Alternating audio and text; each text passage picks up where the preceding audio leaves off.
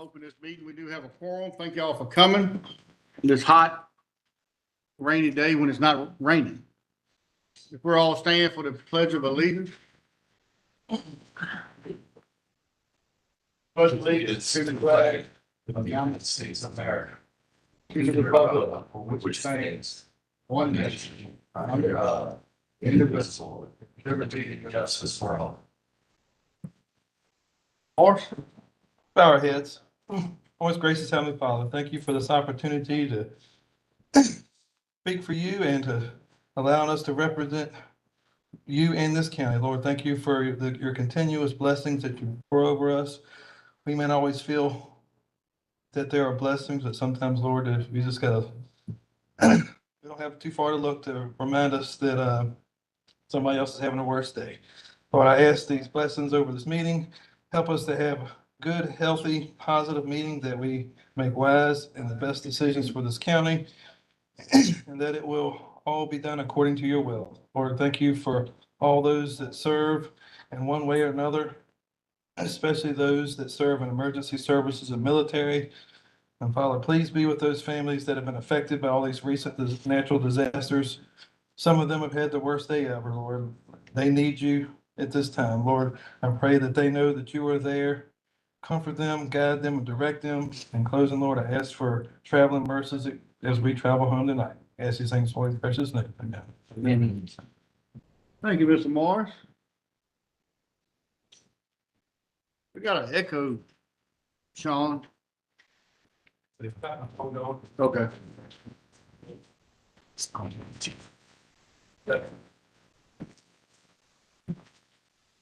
What she needs.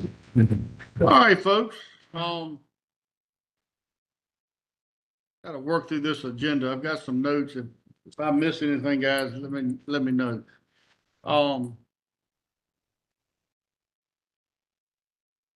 First part is the approved amended agenda. We got a school draft resolution, a school appropriation, and emergency management appropriation request. If it's a pleasure of the board, I'm gonna move the two items for the school to do after they give while they give their monthly report. And the emergency management appropriation request, I'd like to move to when they do their discussion.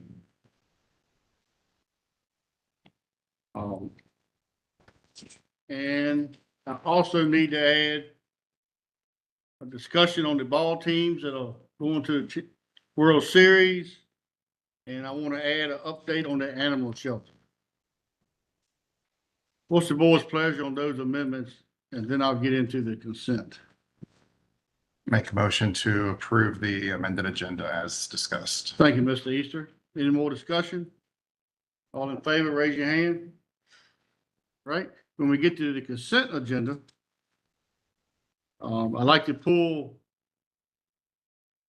the recognition of service. I don't think that needs to be in the consent. I think that needs to be done in public. So I'd like to move that out of the consent and actually put that on the agenda prior to the VDOT report. All other items in the consent agenda are fine unless anybody has any issues. I do have a question. And it's not to hold this up and we can still go through it. Do we set some like stipulations on like number of people or days or road closures where basically it was a major event instead of a minor where we had to do it individually, or am I just imagining that? For like minor stuff was just a pass through and the bigger stuff we went through individually. Is that making sense? Not individually, just had to come to the board versus the administration. So it can still fall under the consent? Mhm. Okay. Yeah. So like where the administration sent us the example this past week of the one they approved. okay. Yeah, it doesn't if it comes to us, it doesn't matter whether it's in consent or regular though. Thank you for clarifying. All right. What's the board's pleasure on the removing that one consent item to the regular agenda? So You're looking for a motion on the consent agenda? Yeah. Then. So I'll make a motion to approve the consent agenda as presented with the exception to remove the resolution regarding John Edwards for later in the agenda tonight. Thank you, Mr. Easter. Any more discussion? All in favor, raise your hand. Motion carries.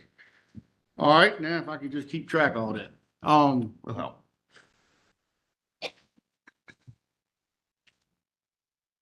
All right, I'm gonna open the public comment time. Anybody wishing to speak about anything that's going on on their mind? We've got a public hearing tonight. If you would hold your comment, if it pertains to that, hold them comments till we get to that. I would just wanted to introduce myself. I'm Keith McFarlane, the new director of the Hamner Library. And we're gonna be out on National Night Out, in the first week of August. Okay? Yeah. Thank you, sir. Yeah. Welcome. Welcome. Thank you Glad for joining us in Amelia. Mr. Chairman, board members, other people, I just want us, we know how hot it's been for the last 6 to 8 weeks. And I know we had a terrible thing happen in Amelia. A gentleman got lost in the woods. Need to commend our sheriff's department. I don't think there's anybody there sitting at their tables have a war a vest and all that equipment that they wear. I personally have been involved in that kind of stuff and that kind of weather. They did a marvelous job, and the EMS people too. I don't know how they did what they did because they're hot sitting in the car with air conditioning running with all that stuff on. So I just like to say, sometimes we need to say some good things at these meetings instead of some bad stuff. And I thank the sheriff is here. Thank you, Ricky. Thank y'all. Frank, For the records, we just do name and address. Oh, I'm sorry. William Easter, 6657 Buckskin Creek Road, Jetersville, District 3. Thank you, Trey. Anybody else? All right, we'll close the public hearing. Public comment, excuse me. And, all right, we're gonna take care of probably the most important thing tonight. We're gonna recognize Mr. William John Edwards for his law enforcement career. I'm gonna come up here and read it with y'all. It's sort of.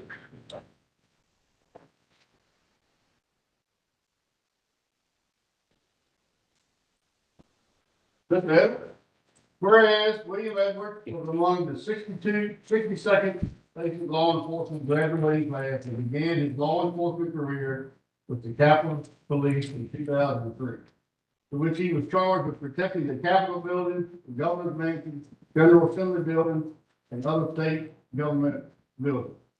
He was hired as a patrol deputy in Amelia in 2005. And whereas he honored the mission statement and the core values by providing excellent service and protection through his leadership and partnerships with the community.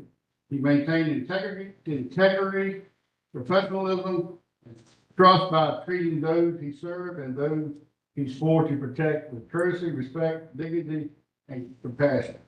And whereas he obtained many certifications such as advanced narcotic investigation, weapons qualification, advanced taser, active shooter, FEMA, NIMS, intox, and basic ECIR, for basic operator, pursuit and emergency driving, advanced search and seizure, digital crime scene photography, BLS, gang specialist, multi-jurisdictional task force, interview and interrogation, cyber bullying, response to terrorist bombing, and whereas during county disasters such as the hurricane, tornado, missing children, adults, shooting, massive call volumes, his performance and faithfulness was recognized by the numerous commendation letters in his file. One employee evaluation in 2005, his supervisor stated, "I expect Don to be one of the lead deputies in a few years." And whereas he patrolled the roads of Amelia, built a reputation of a strong work ethic and attention to detail led him to be promoted to sergeant in 2014 investigator in 2016, and lieutenant in 2023. And whereas he served the Lord and Savior Jesus Christ faithfully, attending Sandy Creek Baptist Church for many years, serving on the board of deacons, acting with mission, traveling locally and out of state. Now, therefore, be it resolved that Amelia County Board of Supervisors recognizes William R. John Edwards III in its gratitude for his career in protecting and serving others. Extends appreciation to his bravery that kept us safe and made it a nice place to live and work. Wishes his family many years, good health, and fond memories to last a lifetime. Adopted on this day, July 16, 2025. Congratulations. No, it's perfect.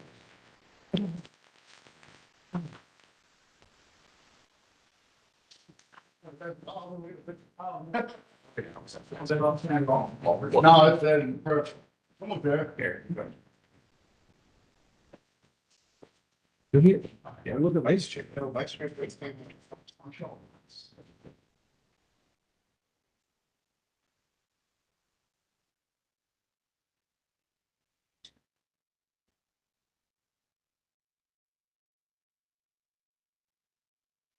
One more. 1, 2, 3. Congratulations. Yes, sir. Thank you. Perfect. I'll be coming there.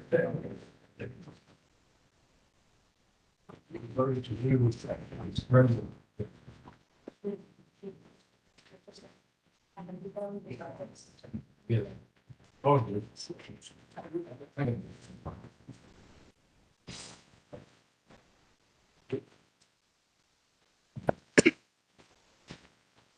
that is a good feeling when you get to read that resolution and hear or have it read to you when you reach retirement time. All right. VDOT, Ms. Furley.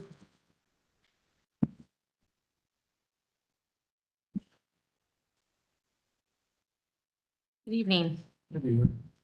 To provide an update on our area headquarters monthly activities, they have been cutting site distance, mowing on secondary roads as needed between mowing cycles. But I'll add to the report that our mowing contractor started their second full cycle of secondary mowing this past Monday. And they have 30 days to complete that cycle. So you'll see them all throughout the county on secondary roads. Area headquarters also completed median mowing on Route 360 in the last month and performed asphalt repairs on Richard Lane. They did some dig outs and asphalt smear patching following a logging operation there. And also performed some patching on Archers Creek and Haw Branch in preparation for surface treatment, which will happen later this summer. Additionally, I wanted to provide an update. I know last month we were planning when my assistant was here in my place, we were planning to do paving at the intersection of Route 38 and 614 and put that on hold due to the Amelia Fair Parade. And that is currently scheduled to start this coming Friday instead. From a land use perspective, our staff has provided comments on the Creekside Cove traffic impact analysis for them to make revisions to it. So those comments have been provided to the county. And traffic studies and special requests, the Route 38 and 614 intersection, traffic engineering is still reviewing that for some additional signage. Hopefully we'll be able to do that in conjunction with the pavement markings when we repave it. Also Route 609, I think this was brought up at the last meeting. Our traffic engineering team is doing a safety review related to truck traffic and the potential need for additional signage there, maybe posting the statutory speed limit for trucks. So that is ongoing. And then we also have a crosswalk study underway for Church Street at the post office as well. From a construction standpoint, our surface treatment schedule, all the routes, the patching has been completed on those routes. And our surface treatment contractor is expected to begin their work in August. So starting next month. And then the Amelia Sidewalks project, since this report was submitted, VDOT has determined that the successful bidder was within our engineer's estimate range. So we have recommended that that contract be awarded, and we're just waiting on the commissioner to approve that so we can award it to the successful contractor to get that project started. And I think the only other thing I wanted to add was we're keeping an eye on flooding on the Appomattox River. The river continues to rise, so we're keeping an eye on Folks Bridge, Stony Point, those bridges that sometimes overtop. They're still open as of this afternoon, but may have to close them as the river continues to rise. So, and those are all my updates this evening, unless there are any questions. I've got one. I think we mentioned this through email past. Can we put out some signage on the roads that y'all plan on, I want to say shoot the gravel on top of For surface treatment, a week or so ahead? Because that's when we get a lot of phone calls. And maybe give the folks, they could maybe pick another route if they don't want to. Yeah, I can ask our construction staff about it. It's not something that's standard in our contracts to require a contractor to do, but we may be able to do it particularly on some higher volume roadways. So I'll check with them on that. Okay.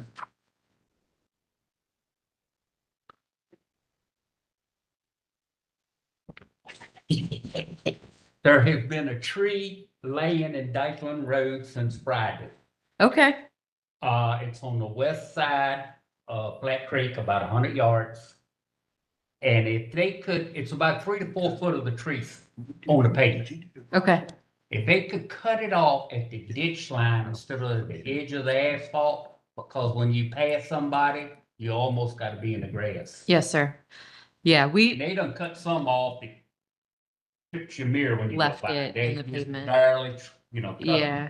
Yeah, that's our standard operating procedure is to cut it back to the ditch line. I know sometimes you get Good Samaritans or fire department, if they're responding to I a call, started might off cut it, but I said, Yeah. I just wouldn't say something Well- that hadn't been done. yeah, we'll get it cut back further out of the clear zone. Storm blew it down. Yep.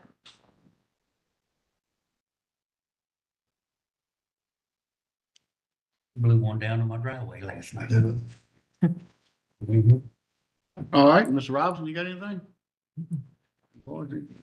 Thank you, ma'am. Thank you.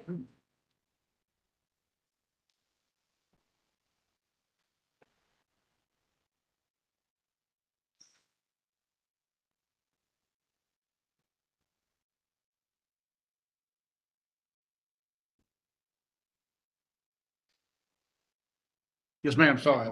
Make sure I'm on track. No, I just wanted to make sure I didn't interrupt whatever you were doing. So good evening, Mr. Chairman, members of the board, Mr. Pollitt.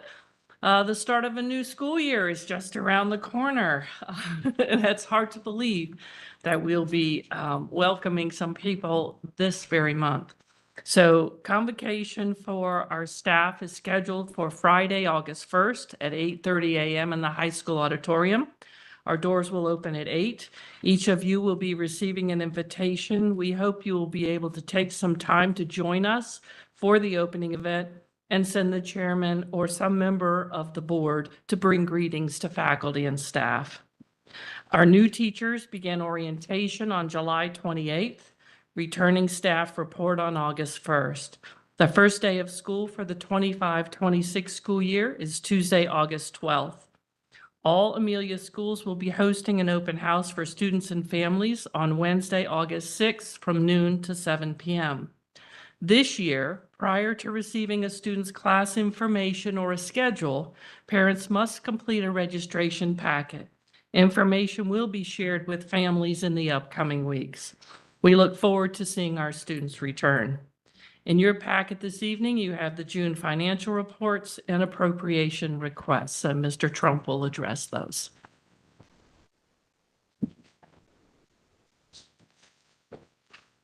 Good evening. Tonight, I'm sharing with you the June FY25 finance reports. To be meeting our goals, operating revenues and expenditures should be at 93.29%, and we are below that number at 89.06% at this point.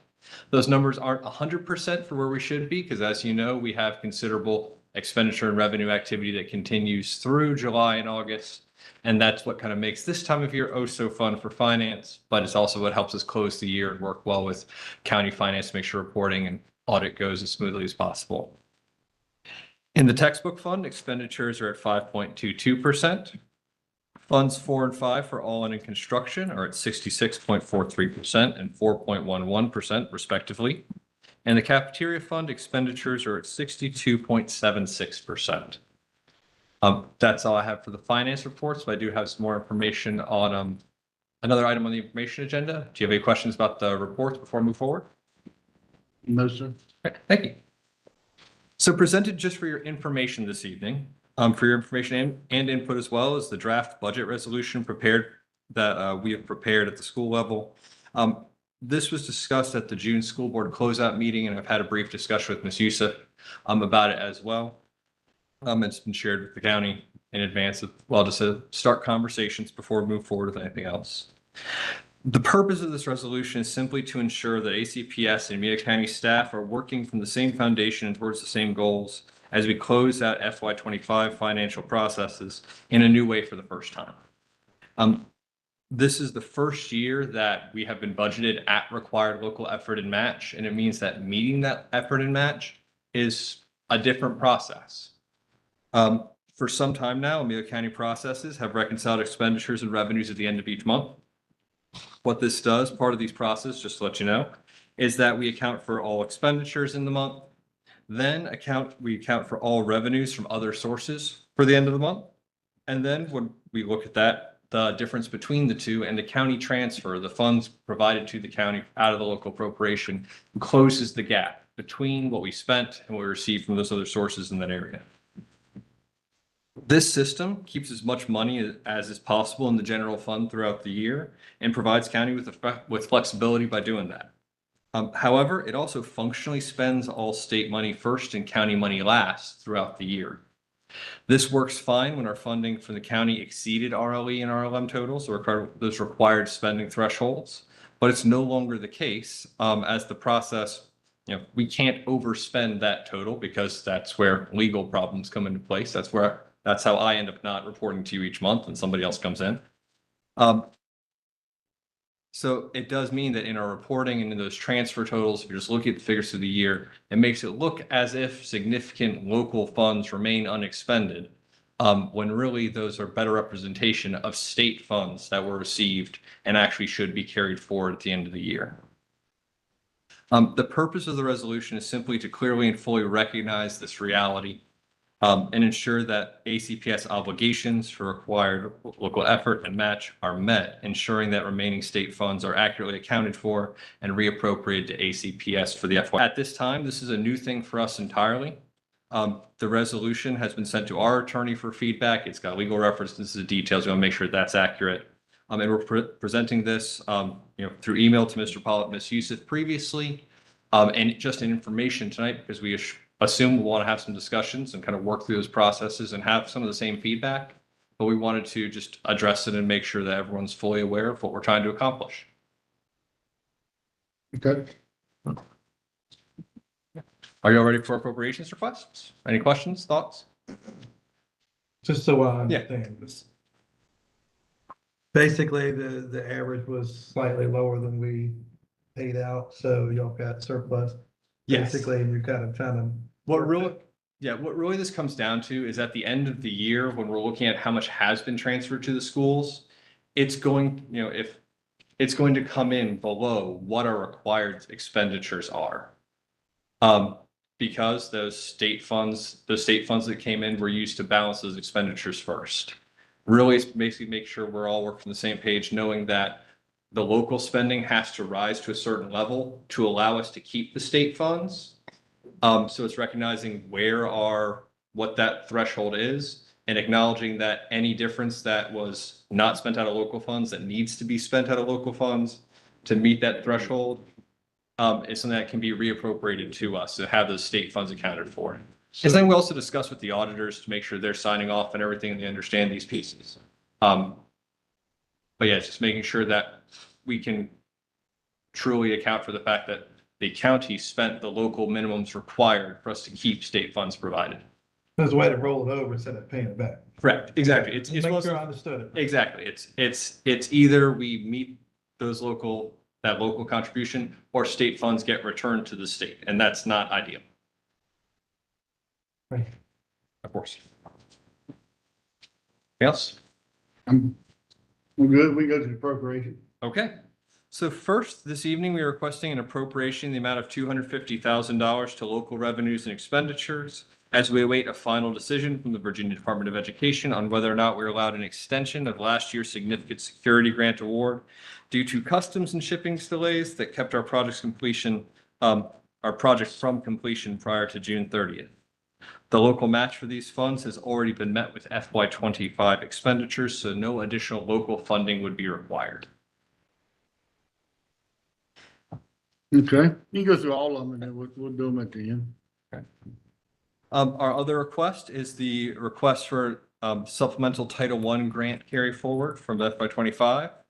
We're requesting the appropriation of $82,538.65 in federal revenues and expenditures to carry forward remaining grant balances for 2 short-term grants that have September 30th expenditure deadlines.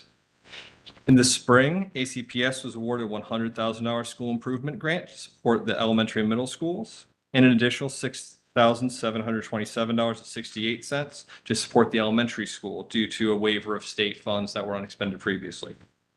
Both these grants have significant expenditures planned in the month of July as we gear up for the start of the school year, as well as August. And to ensure that we can liquidate those funds and continue those projects immediately, we're asking for the advanced appropriation of those remaining balances. Historically, grant funds, we'd wait until we had the end of the year closed out with same way we do cafeteria funds, textbook carry forward, things like that all at once. But with these having more immediate expenditures required, we want to move forward with these 2 limited grants. Okay, what's the board's pleasure, gentlemen?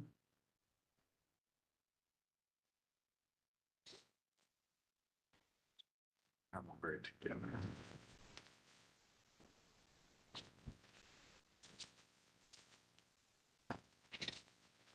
We'll do them separate or together. What's that? We'll do them together. I'll just read them out. Yeah, I don't think I have this. What's the? That was my challenge. They're not in the book in the same place. I was trying to see if I have them all together. 250 on the first one and Yeah, I got this section. When there 3 now? Yeah. No, The first one is just the. information. Oh, then I got to do. I think there was 3. All right. Okay. So I'll make a motion to approve the security equipment grant for $250,000. It's total of state funds, 62,500, local funds, the Title I grant funds, $2,538.58, no local match. Neither one requiring any additional local funds at this time. Yes, and that's one thing. Let's get it right. Yeah, the security grant does have local match, but that's But you've met already- with, that's met already with met. expenditures that make under for. Right. Yes. okay. Motion on the floor to make those 2 appropriations from leftover state funds with the amounts that's in the motion. Any more discussion? All in favor, raise your hand. Motion carries. Thank you, gentlemen. Thank you. Gentlemen, I'm gonna circle back to the consent agenda. We approved the moving of the recognition of service, but I need to get a approval on the consent agenda. What's the board's pleasure? I'll read them. Thank you. What? I made the motion for the consent agenda. I thought we made the motion to move the recognition. He of just service. left it out. He made the motion to approve. I made the consent move, agenda I made with the leaving- motion to approve the consent Leaving agenda, amendments out. except that one Yeah. thing, is what I made the motion. Okay, so we covered on that. Yeah, and my previous motion had been to amend the entire agenda with the changes you had done before. That being said, I think you have a good point, though. I don't think we actually approved the you presented the resolution That's for right. Mr. Edward. I don't think we approved that resolution. That's right. I think that's what I thought when you said that, I thought, oh, yeah, we Yeah. we should do the approval of them. the resolution. One for the school too? No, because that one was just information for now. They're not ready for us to do that. So I'll make a motion to approve the resolution for William R. John Edwards III as a recognition for service as presented earlier tonight. Thank you, Mr. Easter. Everybody understand the motion? Any more discussion? All in favor, raise your hand. All right. All right. One Yeah. thing I did not do, under the consent agenda, we had several special event permits. One was the Amelia 5K. One was the Amelia Live Concert Series. Another one was the Southside Music and Spirits. And the fourth was Redfield Farm Carnival and Truck Pull. Those were approved. People that are wishing to see the dates, you can look on the website and they should be in the package. Thank you.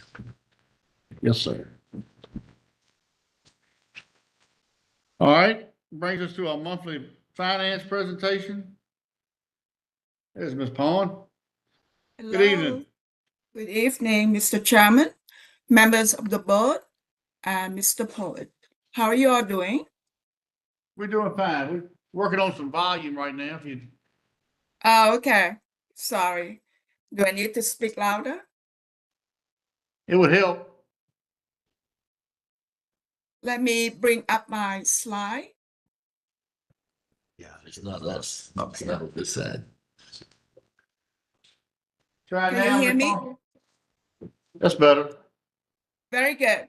A few housekeeping items. Believe me or not, FY25 audit is about to start. The preliminary field work was scheduled to happen the week of July 28th. So that will last about a week, to follow by the final audit to happen in November. So we are on plan for that, and we'll be ready when that time comes. Year-end closing as we speak is still going on, and we are about 2 weeks after the fiscal year ended, but accounting work is still plenty to do. Good news is June financial is looking good. As happened in the past, we met our revenue target above 100%. The county, as of today, we were at 29.9 million in total revenue, and it's still growing. For the month of July, we collected about 484,000 for the fund that belong to fiscal year 2025. For those budget line items that were still waiting for the funds to come in, the total amount was about 1.4 million.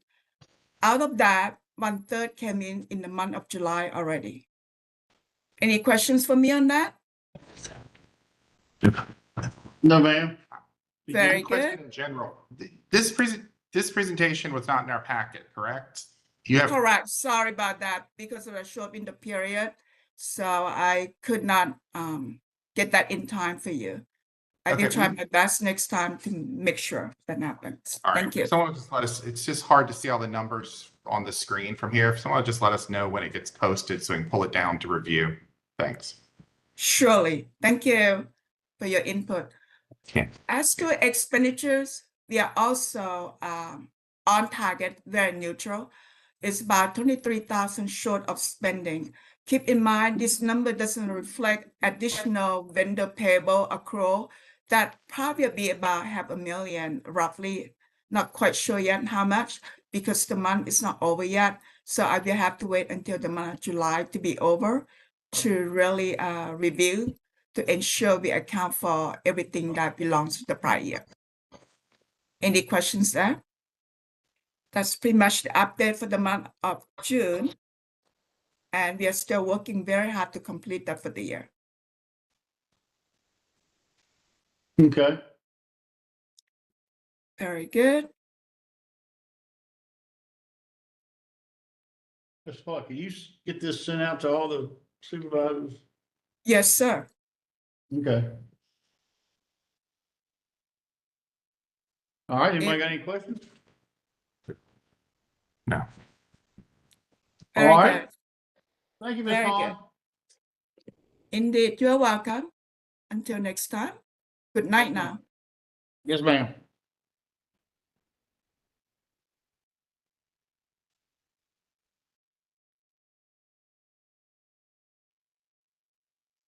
All right, that brings us to extension office presentation, but that was in the, here it is. Yeah, for the back. Good evening. How you doing? Doing well. How are all of you? Good. All right. Well, we have our quarterly report in your packet that gives you guys all some information on what we've been up to for the last quarter. Both of us have been pretty busy, but we thought that we would come and let you know some of the programs and things that we have coming up over the next couple of months. So on the ag side of things, I have a pesticide recertification and crops field day similar to the program that I did last year. I know Benji was at that. That will be on August 14th from 1:30 to 5 over at the Whittington's farm again, ahead of their dinner and Pioneer Field Day. There's also a crops field day that's a collective effort with some of the agents in the county that has some of the soybean test plots through Virginia Tech. That will be over in Charlotte County on August 22nd. And also has pesticide recertification and I think maybe nutrient management credits. LK and I are working with DWR on a women's outdoor program over at the Amelia Wildlife. So we'll have 4 different stations, remind me, boating, fishing, Shotgun and wildlife ID. Shotgun and wildlife ID. So that will be a one-day program on Saturday, August 23rd. And the registration for that will open on August 1st. And we will send you all the flyer for that and an invite if you'd like to come out and see what we've got going on. We're really excited about that program. We're also having a well water clinic for the county. The drop-off date for that will be October 8th, and the registration for that is already open, but I'll post flyers and make that link public probably in the next couple of days. So October 8th for our well water clinic this year. And then the last big program that I'm working on right now is our cattle and equipment wise, which is also a statewide effort. It's geared towards women working on skills specifically with cattle handling, chute side, and then also equipment. So we do tractor loading, trailer backing, fixing fences. We had a presentation on working on electric, things like that last year. So that will be over on the southwest side of the state this year, but it moves around every year. So it was in our district last year, but we usually have between 130 to 180 women from across the state that come to that. So it's a pretty big effort, but yeah, that's November 7th and 8th this year. All right, so I'm in full on camp mode because we go to camp next week, which we spend a lot of time during the year planning for our week long of summer camp. So I had a little pre-camp meeting over at the library this afternoon with some of my new families. So that's exciting. This year we have 45 Amelia campers, 9 teens and 4 adults that are going. So it's growing a little bit more every year, which is really exciting. But I invite you all to come out. It's only an hour away if you want to come stop by for the day and see what's going on at camp. That's junior 4-H camp. Also been doing some day camps at the library this summer in partnership with Miss Connor there, some story time readings and crafts. And we have some more things planned in our partnership with the library. They're great to work with. So that's exciting also coming up. August, we'll start planning with the schools for what I'm going to be doing. Do a lot with 6th and 7th grade, but hoping to get in the other 2 schools as well, the 2 public schools, as well as in the academy this year and doing some homeschool programs during the week. So that planning for the year will start in August, and then the calendar, as you can imagine, fills up pretty quickly after that. The beginning of September marks our state competition, so our state 4-H horse competition will take place in Lexington the first weekend in September, and we do have, I think, 8 or 9 youth in the county that compete in that. The state 4-H shooting sports competition also takes place that same weekend. Family and Farm Day at Spayreck, or the research station in Blackstone, takes place second weekend in September, which is a great event to bring your family to. There's corn mazes, all kinds of hands-on activities. If you haven't been to it, it's a free event. It's one of my favorite things of the year. And then we have more national conferences and state competitions at the state fair at the end of September. So that kind of just a glimpse of the next couple months. Sounds busy. So busy. Always, yeah. Stay on our toes, that's for sure. Anybody have any questions for us? That's awesome. We also had the second Kevin Harding Memorial Golf Tournament last week. That is the family and a cohort of colleagues, high school colleagues of Kevin's put that together last year. They had a scholarship application come out this year, but they didn't have, they only had one person apply, and that person didn't live in county, so didn't qualify for that, but they're hoping really to get that off the ground this year. They've had a great turnout, great support for the golf tournament the last 2 years, so really hoping to. That scholarship is going to be open to any Amelia high school graduate who plans to go to a four-year university and pursue a career in agriculture. So just something to keep on your radar if you know of anybody that might be interested. Okay. Thanks for all your All right. time. Thank you all. Enjoy camp.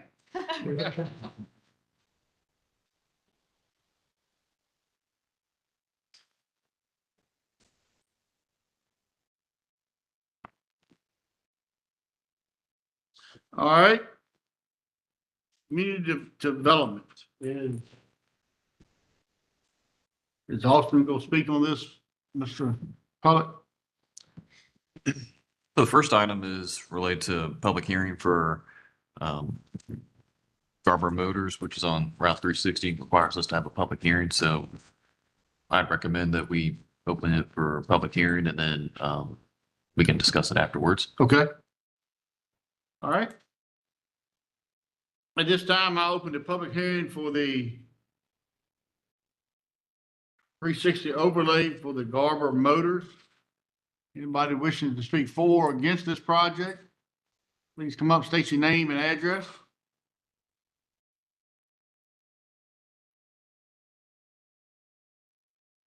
All right, hearing none, I'll close the public hearing.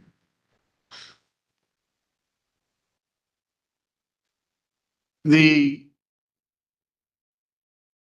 think we were waiting on this part, weren't we?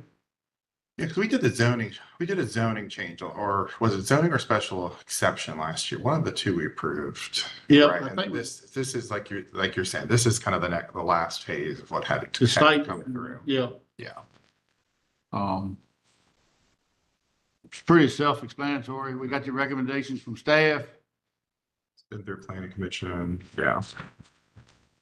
What's the board's pleasure? Make a motion that we approve the site plan for the Garber Motors.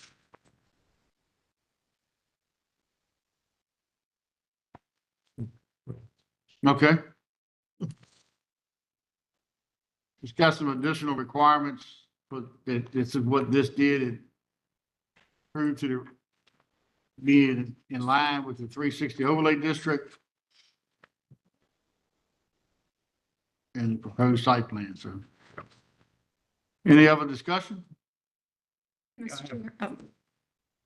this gonna be next to, Truck stop. which is 360 truck stop? Yeah. Do they have? No, they don't.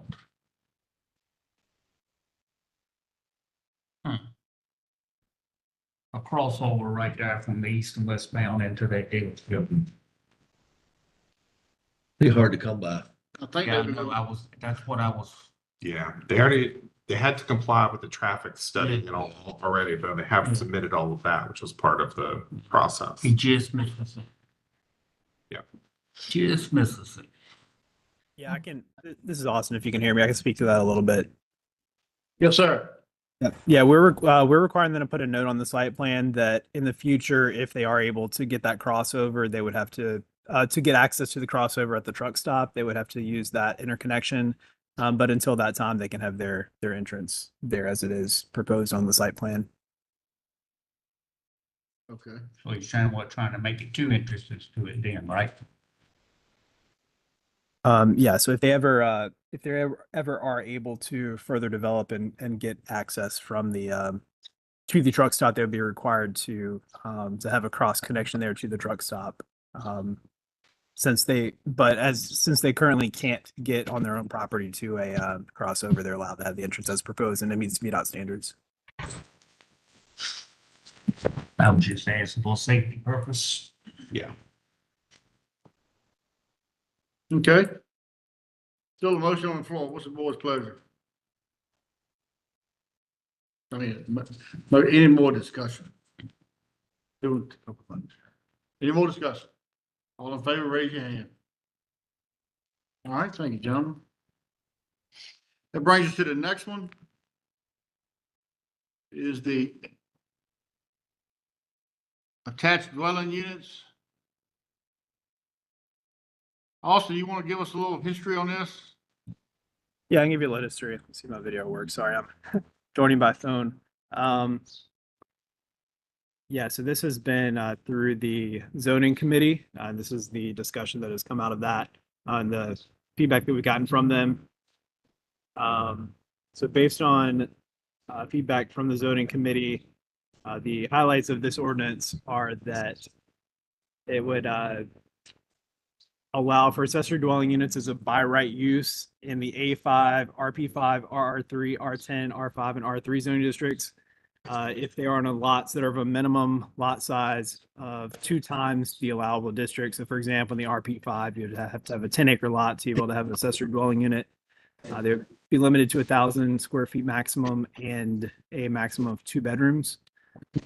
And again, this would allow accessory dwelling units in most zoning districts, but again, with that stipulation, they would have to be on lots of twice the zoning district requirement. And the thought of that was this would not be any net increase in density for what would be allowed currently.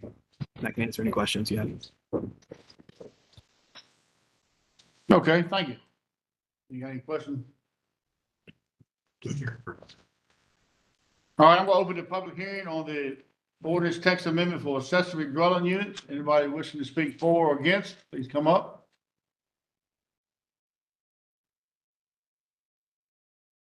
All right, I'll close the public hearing. This thing has been in the works.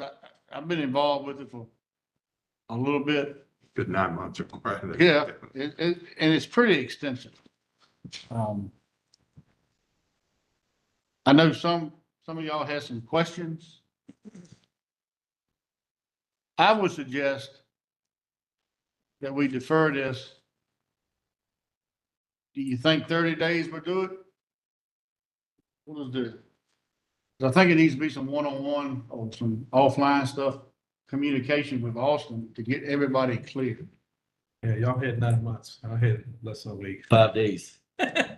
That's a major thing for me. It needs to Yeah, sit I didn't for have a while. enough time. I didn't have enough. I mean, I've read it, but I didn't have enough time to drill it. I'm actually really surprised we didn't have more anybody at public comment on it because I think it's generated a lot of interest at least. Although I haven't heard anyone really complaining about it, but still there's been a lot of interest. But definitely would like more time with it. Yes.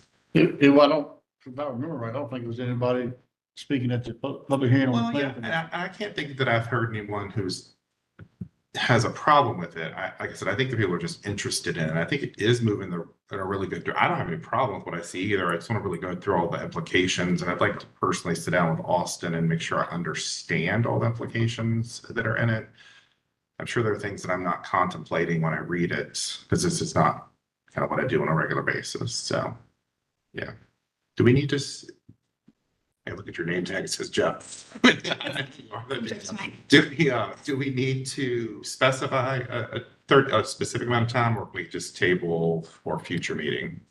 I think it's preferable to table it to a definite date. And so if you're going to do 30 days, you may just do like the next board meeting or, maybe a time in September, but the regular meeting in September, if that gives the board enough time to review it and answer questions. We can only Extend it again. I don't think so. I think we can only defer it once. Or can we defer it up to 60 days? Or if The we- board, Yeah, or how many times can we defer it? I think generally speaking, it's like 12 months maybe. So I believe you have time to do that. Because this wasn't one that came, this wasn't initiated, like we have a 12-month clock, I know, when it's When it's initiated when by it's an applicant by or an something. applicant. I didn't think we had a clock when it's our own. So if this is, okay, so if this is initiated in-house, Yeah, I'm not really sure. Yes, yeah, this is just an ordinance, Okay. an internally initiated ordinance Okay. change. I don't think that there really is a time frame for it. So if you want to defer it to, I think it should be deferred to a specific time, and you can then defer it later. But just so for purposes of calendar, it doesn't fall off or it's forgotten, you can table it to We'll go to different date. September. September, You gonna be August and then said it gives us time. Yeah, I agree. August and all said. There's no rush. Yeah. I mean, they hit 9 months. it's pretty, I mean, it's a pretty big deal. September. I support it. Yeah, make it 6. So, go with that, but that's September is a major month for a bunch of other stuff. Just an extra. Yeah, I agree. Okay. Let's go with that. Yeah. I anticipate you will have all your answers Yeah. over the next couple of months, meeting with Austin and getting answers. Yeah, but by the time we go talk and then we, research and then submit a change, yeah, September sounds good. All right. I'll put that in a, I'll make a motion that we defer this until our regularly scheduled September meeting. Okay. Motion on floor to defer this till September, regular meeting. Any more discussion? All in favor, raise your hand. Thank you, gentlemen. Thank you, Austin. Yeah, thank you. You're welcome. All right, that brings us to our fire and EMS discussion, and we move the appropriation request to after his presentation. Hey, Mr. Emerson? Good evening. Thank you all for your time. I would ask that we spend some time tonight and just review our plans for the future of fire and EMS here in the county. A lot of this you all have already seen back during the budget proposals, but just one final time to review before we move forward. As you all know that we're here back in 2020, the board at that time asked our department to come up with a plan for what may happen with fire and EMS in the future. And that was all driven by some things that happened from some of our neighbors and positions that they were put in. So we developed that, and we've been moving forward. In 2020, you all know that the Amelia Emergency Squad came to the county and requested our assistance. And we followed the plan that we put in place there at that time.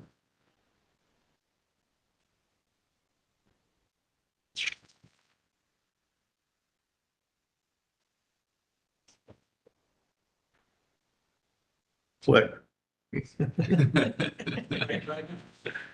There you go. Okay, so our version of EMS from our department started in July of 23.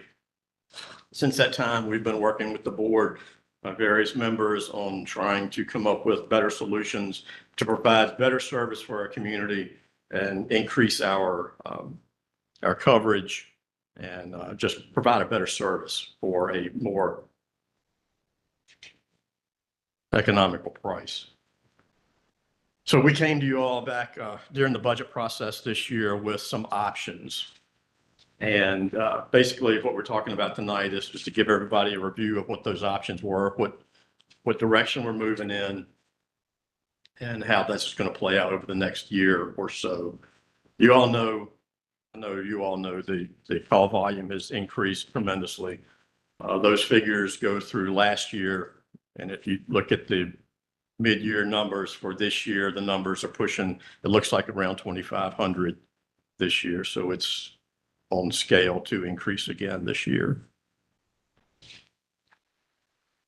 Our primary problem is response times, delayed responses due to the fact that we have limited crews, and either people have to wait for a crew to come back from a call that they're already on, or they have to wait for an outside jurisdiction to come help us. And while our neighbors are willing to do that, and we also do that for them, we should not be relying on our neighbors to run our calls for our citizens. So the plan that we put together is to address those challenges. This is just a graphic representation of what we have right now. One 24-hour crew, 7 days a week, 24-hour crew, a second 24-hour crew, 3 nights a week, and then 12-hour crews on those other days. And then we have a daytime 12-hour crew 4 days a week. So if you add all that up, it's basically 336 hours of coverage. That's what we have right now. So our goal, obviously, we want to continue using our volunteers that are willing to volunteer our time for us. They are huge savings for the county. We want to work with those folks. We want to improve our response times. We want to improve the level of service provided to our community. And that will drive the elimination of the contracted staffing that we talked about. Again, nothing that we're trying to do is to supplant anything that the volunteers are attempting to do. What we're trying to do is answer the call that they're not able to answer and provide them assistance. This is the staffing model that we are proposing that we move forward with. Basically 3 24-hour crews. It increases the volume, the hours covered by 50% on a weekly basis. And again, it will be supplemented by volunteer staffing. To do this, it would require 18 new staff. We'll have them pre-certified, already trained as medical providers and firefighters. Some of those will be ALS providers, such as paramedics. Others will be BLS providers, such as your EMTs. And those 18 staff will be supplemented by a number of part-time positions that we've already hired, that most of those are already working for us on a part-time basis. They'll cover in shifts when people have to be off for whatever reason that people have to be off work for. Those 18 positions will be divided into 3 platoons, 6 staff on each platoon, so 6 people on duty every day. That's the 3 crews that we've been talking about. And again, volunteers will be there as much as they choose to be. All of this currently is operated through the Department of Emergency Management. I think you all are all aware of that right now. And we will all work together using the national standard of incident command, the way that everybody operates. The 6 staff that are on duty each day will rotate. They'll spend time on the ambulance. They'll spend time on the fire apparatus. Right now, 3 of the 5 stations fire stations have indicated that they would like to have career staff at their station. There are 2 other stations that have declined assistance so far. The process is we're going to maintain the availability of at least 2 ambulances 24/7. And then the 3rd crew will be cross-staffed between fire apparatus. And if they have to go out on a 3rd call, 3rd EMS call, they'll be available for that. And that's just a map showing where we plan to staff people initially. You can see Station 1 in the courthouse, Station 2 in Manborough, Station 5 in Painville have indicated that they would like assistance. So far right now, Station 3 in Jetersville and Station 4 in Matoix are not interested in help right now. But I mean, that in itself is a huge benefit right there. When you look at, obviously, like 1 is already so close to where the EMS has been located. You're not really getting a huge benefit to the citizens with that. But Todd, I think about all the lower Amelia, where the response time for EMS has taken so long to get down to. If you've got people at a fire station any portion of time, reducing that response time for EMS. Yes. That's a huge win. They hit one when they were down there not long ago. It was response time of less than 5 minutes, which would have been probably 20 to 30 normally. Our daytime crew that we already have that are county staff are moving around. Yeah. And yes, when they were in Manborough last, they picked up a call down there and it cut the response time tremendously. The citizens are the ones that hurt for the fire station's not allowing this in right now. That's the unfortunate part. Is there a certain reason why these 2 stations? They don't feel they need the assistance right now. Even though they don't provide EMS. Yes, sir. Yeah. They caught a call. They were in Painville a couple weeks ago. They turned a call from 25, 30-minute response time to 3 minutes. Yeah. So it does make a. It's, Especially if you've got a heart, something with the heart and all, I mean, seconds count on that. It's disheartening. I think it's important for citizens to remember, not only are we seeing this benefit citizens, but the building is owned by the citizens. The land is owned by the citizens. All the vehicles are owned by the citizens. Yet the decision, that's iffy, yet the decisions are not being made by the citizens. I just think it's important for citizens to note that. I agree with you 100% on that. And it's because those groups are mad about the decision that's been made by the county, and the staffing of this saves, and I couldn't find the number. I wanted to right beforehand, but I remember us from earlier this year, going this route not only got us more coverage, but saved the taxpayers 300,000 plus per year that it was going to take to reach a similar level of coverage otherwise. Yes, sir. So what they wanted us to do was to spend an extra 300 and some thousand a year and stay out of their fire stations, which don't belong to them anyway.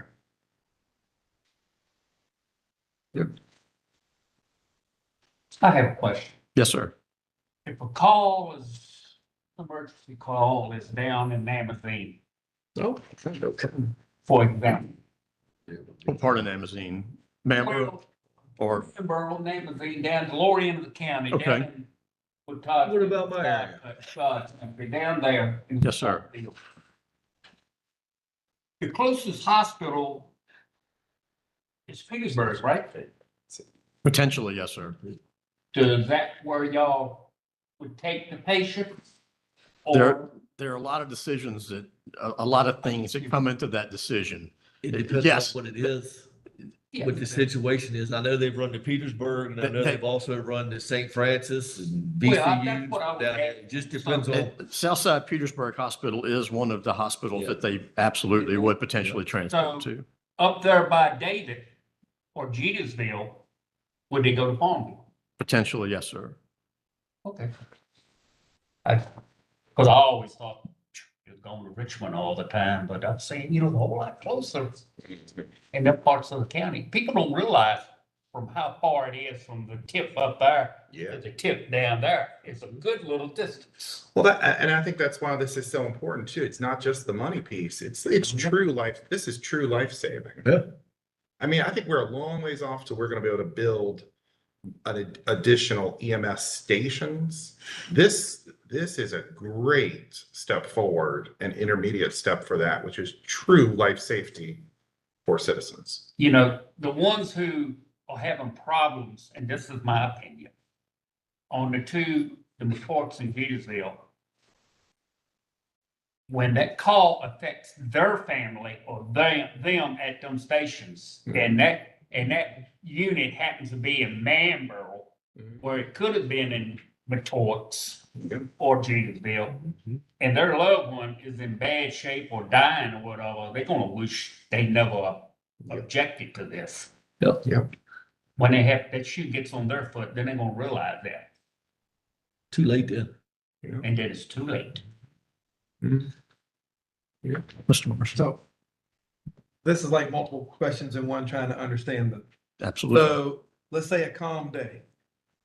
All three teams are out there. They would be strung out one end of the county to the other, right? Potentially, yes, sir. So whatever one would call, say there was a call to nursing home, would somebody from the outskirts try to come back central? That way there's a central unit? Or is it, what's the plan? I mean, It would be determined by the nature of the call. okay. If there was not an ambulance that was available in the courthouse area at the time, No, I'm saying, say the one in the courthouse went to the hospital. okay, Would somebody from the outskirts try to come back to be more central? So there's basically somebody. We would- central most of the time? we would certainly look at that. Yes, sir. Okay, I didn't, and, all right, That- so, We would have that be driven by data that showed where we anticipate the next call to come from. Okay. That's just a guess, but it's the best we can do. all right, say all five stations were cool with it. Do you have like an idea how you're gonna rotate them? Like Monday and Tuesdays will be these, just, okay. We have not determined that yet. No, sir. All right. And I got more questions when you finish this about some other stuff, so. All right. The plan right now is to phase in the new personnel.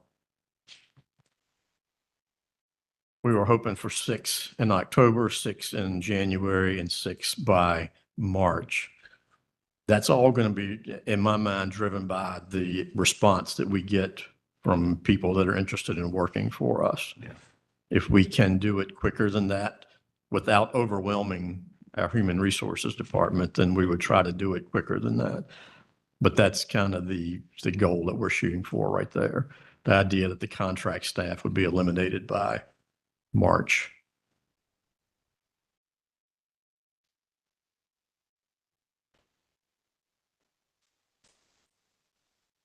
There's the financial impacts showing what we're doing today versus what we are proposing to do. And for 23% more funding, we're getting 50% more coverage hours when you boil it all down by the model that we are proposing that we use. It would obviously be more, as Mr. Easter said, if we went with a different model than this. And that's certainly something that people bring up. And without getting too far in the weeds, essentially, because of the way the federal work limits are, EMS only personnel can only work 40 hours a week before overtime. That's the law. Fire EMS personnel can work 53 hours a week prior to overtime. So if we were to try to do this with an EMS only model, we would need a 4th platoon, another additional 6 people to do that. Yeah. Otherwise, we would be paying astronomical amounts of overtime every week. So again, that just shows you the coverage schedules now versus what we are proposing. Again, we have been working with human resources. Mary Beth has been very helpful in making sure that we're following all the rules that we need to and that we're doing the things that the county has to do. We're trying not to overwhelm her by hiring a lot of people at one time. We'll just kind of play that by ear, and it'll be dependent on how many people are interested in working for us. If you can get them, you better get them when you can get them. That's kind of the way that we've been feeling.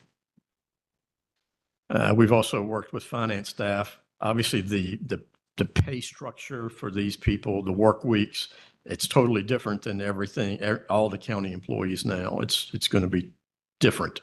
So we've been working with finance, and we will continue to work with finance. We're not doing cutting edge stuff here. There are jurisdictions all around us that are doing this, and they've figured out how to do it. So we're trying to work with finance to make sure they understand how the pay has to work to fit their schedule into our pay schedule.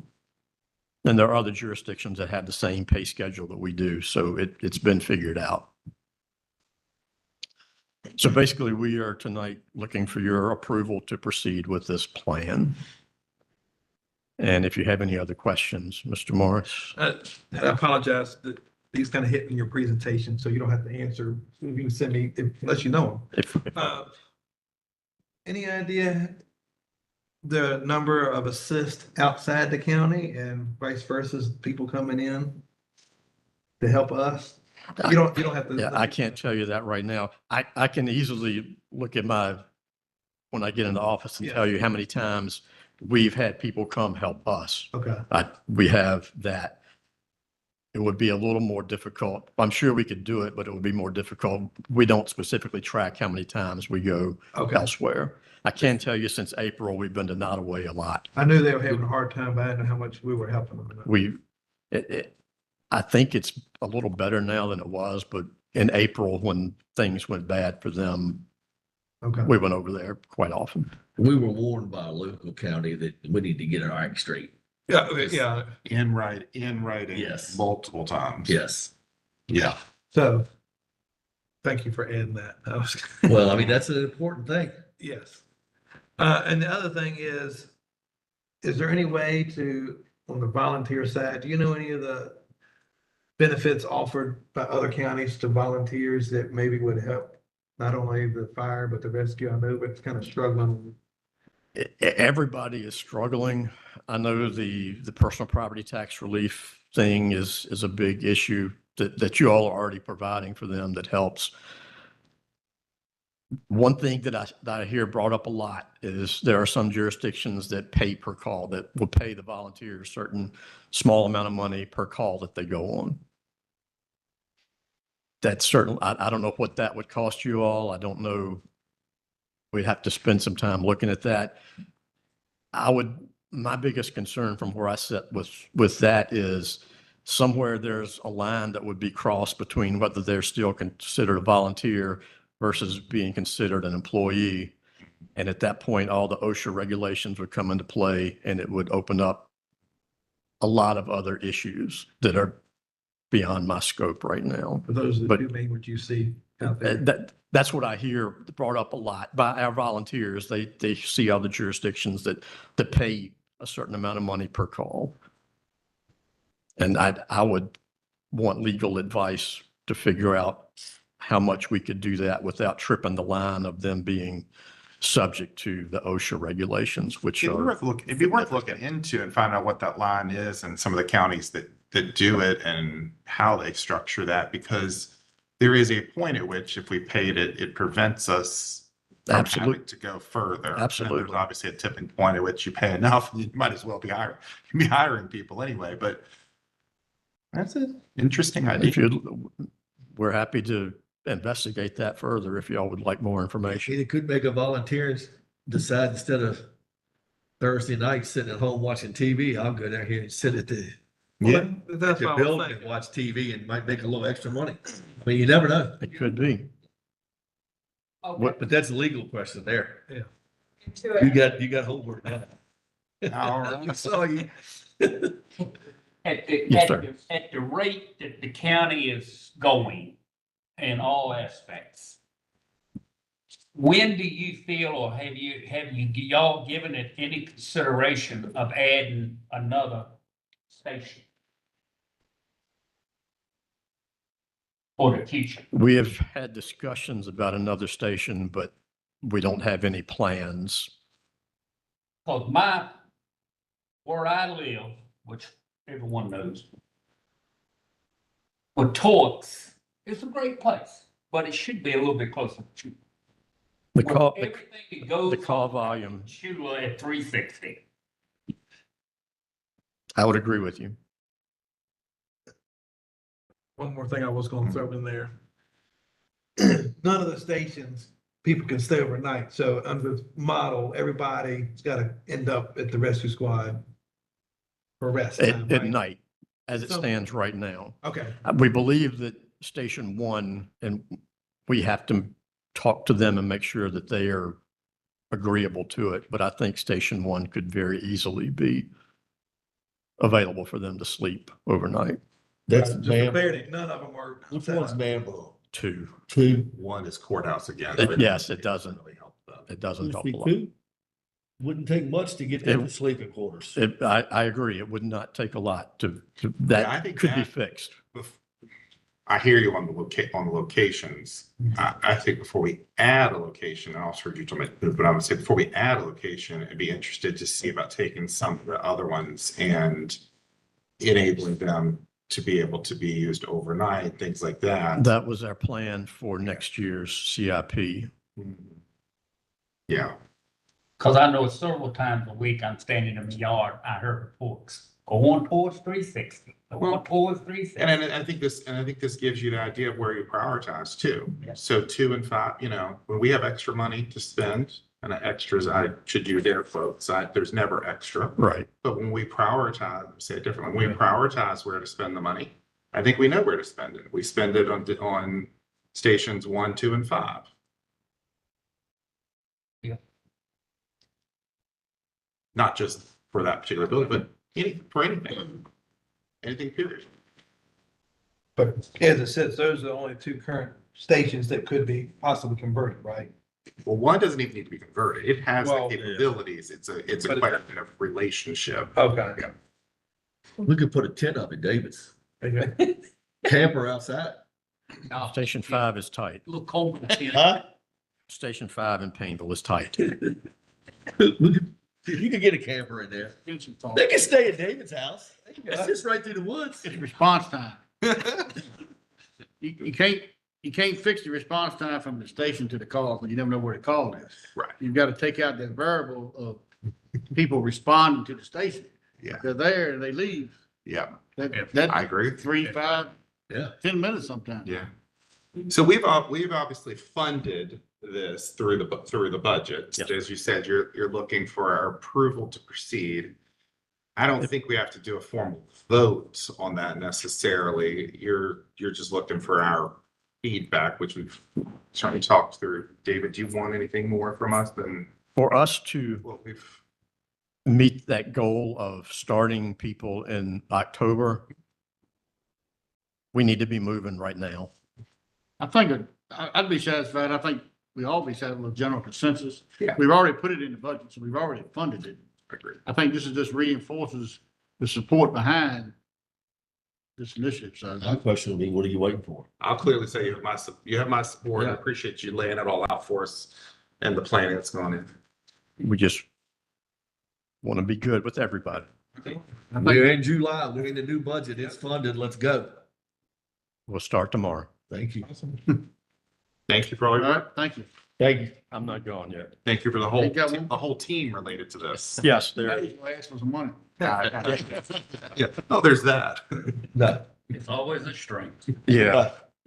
During the budget process, when Mr. Mundy was here, it was before he left, he made some suggestions about shuffling some things that potentially could be moved to the CIP out of our operating budget. And I was under the impression that it was already, had been put in the CIP and it was part of the plan that you all approved last month. It wasn't until the beginning of July, after the new year had started, that we found out that that was not the case. It has not been put in the CIP. So the plan at the time was we would transfer money out of the radio project, which is coming to a close, and we have the funding left over for that. We would transfer that out of the radio project CIP, put it into a fire and EMS CIP project for the capital required for that. It comes to $311,000. And we're asking that you take $311,000, move it out of the radio CIP and put it into a fire EMS CIP for our department for the startup costs that we're going to have. We've done that before with other projects, things that ran a little short on the, I don't have the, Well, yeah, and this one I know got sent to us out separately, but I mean, this was definitely the plan we intended. It just didn't get Done. I don't know if I misunderstood. It doesn't matter. It didn't happen. So we're trying to make it happen now. what's the board's pleasure? Well, I have a question. Okay. And I'm not trying to stir anything up, but who gets the black eye on this? The reason why I ask, is there another department that's gonna come and say the exact same thing? I mean, I don't, where do we fall short here? Is that us? I'm not That's going a to lot blame of money. anybody but myself. Maybe I misunderstood what was told to me. I can't blame anybody else. I don't know. But like I said, I'm not trying to call anybody out, but at the same time, I'm worried what's gonna happen next month if another department comes and says the same thing. I mean, We've I done can't this speak. before. I think if we find that it's a problem, we correct it. That is, But this one had document. This one, we remember the conversation. We have the email traffic. We yeah, know that's this. not him. This was the plan. you know, the library, and I think this, and I know Daryl has done it. We reallocated capital funds because he was under budget, so we moved that money and put it into another project. So Yeah. that's basically what we're doing. Okay. We're taking one EMS project and the leftover money, moving it into another EMS project. So it's not messing up anything. No. No, it's just something that was agreed upon that was supposed to be done. It just never happened. Right. And it's, By the way, I know you. we all know that there's mass confusion in the finance side of things. I think Till that's we what it get- is too. I don't think there's Yeah. a reason to do a Let's just- black iron. I think we just Let's say just go on and make things it are move. continuing to improve. We just move Yeah. forward. Okay. Sorry. Somebody want to make the appropriate motion to? What is it, 317? 11? 311,000. I'll make a motion that we move the leftover money from the CIP radio, from the radio project in the CIP fund of $311,000 to a CIP project for the EMS to fund purchase. What do y'all, gear? Gear and the final payment on an ambulance. There were a few capital things in there. Okay, motion on the floor. Any more discussion? All in favor, raise your hand. Thank you, gentlemen. Is Thank you. the glass online? The one you got out of Charlottesville? Oh, yes. Out of Fluvanna County, yes, that's been in service. Absolutely. Okay. Yeah, dude, that's the one that run the call down in my neck of the woods. Was it? Yeah. That's Oh, Dodge got it done. Was it a the Dodge? volunteer, Surprise. give credit to the volunteers. The volunteer emergency squad just purchased a new ambulance as well. And that one's, that one online? I don't think it's in service yet, but it's delivered. It's here. They're working to get it in service. I heard a couple weeks. And so, Eric, you'll add that project then to your Yes. tracking project. Yep. As we go forward. I mean, that'll be a pretty straightforward project. This is a purchase. Yeah, that'll be added in there. Yeah, all right. Awesome. Thanks. All Ken. right, thank you. All right. This brings us to the elderly tax relief income limit increase discussion. This is a spinoff from the budget. Mr. Jones had made the suggestion that we raise the income limit 10%, which would take it from 30,000 to 33,000. And it was, we talked about it then and pretty much we're in favor of it. What's the board's pleasure? So what do y'all want to do to the chart specifically? That's why I include that in the staff summary. Is it- The commissioner sent us an email and asked that question a while back, and I was just, I mean, it looks like 0 to 15, 15 to 30. I would just split to 33 and a half and just do it like that. Well, just do your 10% increase to the figures and it's done. Yeah. It's real Yeah. simple. Don't over engineer I- nothing. Keep it simple. Yeah. The number she sent, I was fine with. Well, if we're having a discussion, then if you asked for a discussion, then Okay. I think that's very limited benefit to the citizens. I agree with Mr. Jones on trying to increase it. What the committee that had worked on this before had done, and Jeff Gore had worked through with us on, was to move it to 3 tiers. So 0 to 20,000 would be 100% exemption. $20,001 to 30,000 would be a 75%. And $30,001 up to 40,000 would be a 50%. So you were adding a tier in there. But then I think this is really helpful because we've talked about, you know, what if you get people essentially that own a lot of things that have like high taxes and others. We had proposed adding in before a maximum relief limit, and the proposal before was a maximum relief limit of $750. And that had been worked out that was an appropriate amount from Commissioner Revenue too. So if you put that in, what the maximum relief is, then I think you have a lot more comfort in being able to increase the income thresholds because you know that you're not giving the possibility of waiving like large amounts of taxes for people. And then the other piece we had said was to put in an automatic acceleration every year so that you weren't having to get into the problem that we are right now to say, and then increase these limits annually by the same increase as the Social Security Administration does for cost of living.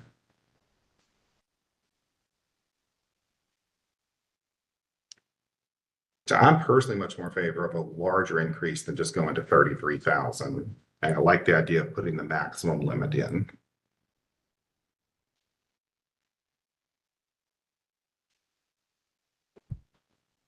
I like the idea of the 10%.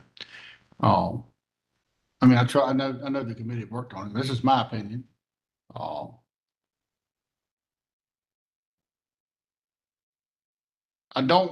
don't feel like I'd want to tie it to anything outside of Amelia. Because I could see some things, you know, we may tie it to that and then it would fall behind the desk and we not look at it for a couple of years and then all of a sudden now our limit is 50,000. I think we would lose focus on the limit. I'm happy with the limit at 33, leaving the breakdown as it is. And then next year, look at it again. If it, and we just raise it, but I don't. Well, yeah, I mean, we're clearly really bad at that, so That's my opinion. What's everybody else's? I sort of agree with you, David, on that we could raise it, to 10% this year. And then see how things are, and 10% and just see how things are. Because we don't know how much money we're gonna That's the ticket. we're gonna lose county getting over this. I mean, I hate to say that way, but that's a fact. I mean, we don't want to go out there and do a big jump and then we shot ourselves in the foot. Rather ease into something than just jump in head over in it.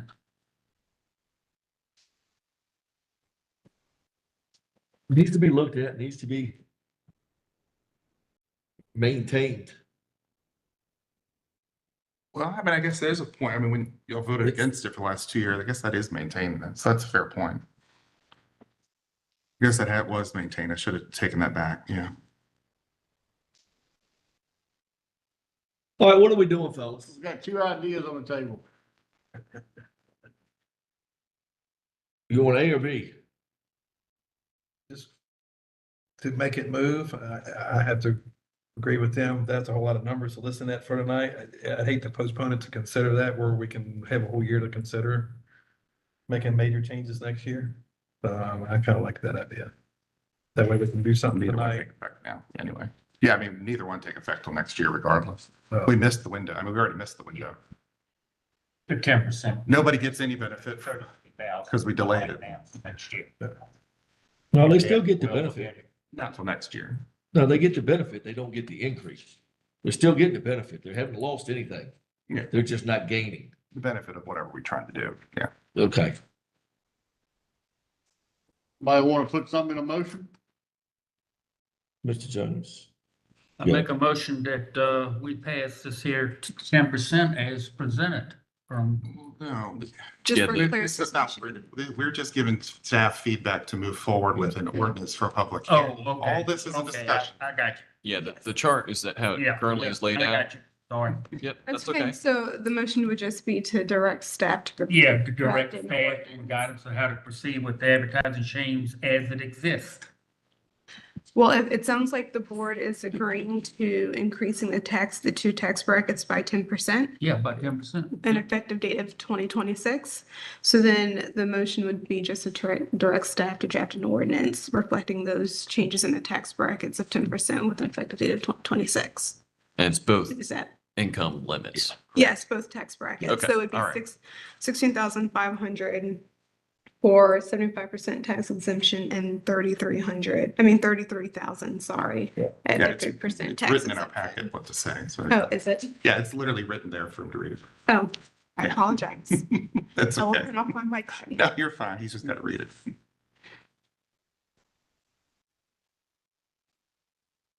Did you read that down there, the motion? No, yeah. That the board provides staff guidance on how to proceed with the advertising change as existing chart. Yes. Yeah. And your existing chart was to add increase all brackets by 10%. Yeah. Increase all brackets by 10%. Motion on the floor, gentlemen, to increase the limits by 10%, all brackets for the elderly tax relief. And we're going to advise staff to. 26. Hmm? Effective 2026. Okay, effective 2026. And advise staff to prepare the ordinance and public Absolutely. hearings. Yes. Any more discussion? I'm just going to state I'm going to vote against tonight because I don't want at least 10%, but I think that's not nearly enough for our citizens. Okay. All in favor, raise your hand. All opposed?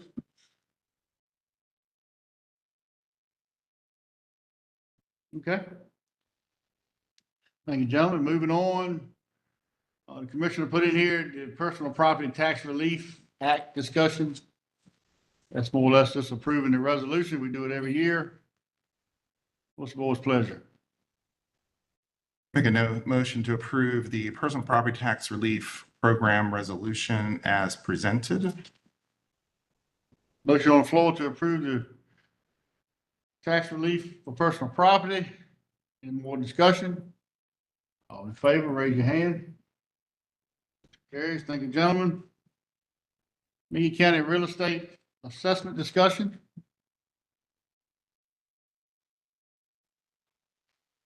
Mr. Robinson, do you want to kick us off?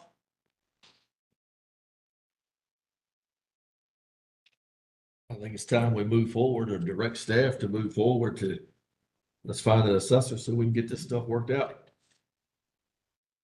Okay. I think we'll also look at a 2-year cycle. Okay. There is, I noticed one, you gotta go to a 2-year cycle. And there's another, something else you gotta do. I can't remember that. So we want to direct staff to research and come back with some prices and what we gonna do? Yeah, I mean, we had prices from HR 6 months ago. See what they are. Okay. I mean, what the CRC is doing, I don't think it's gonna fit. From what I've seen, what little bit I've been involved in on that one. It's, They're still working on it.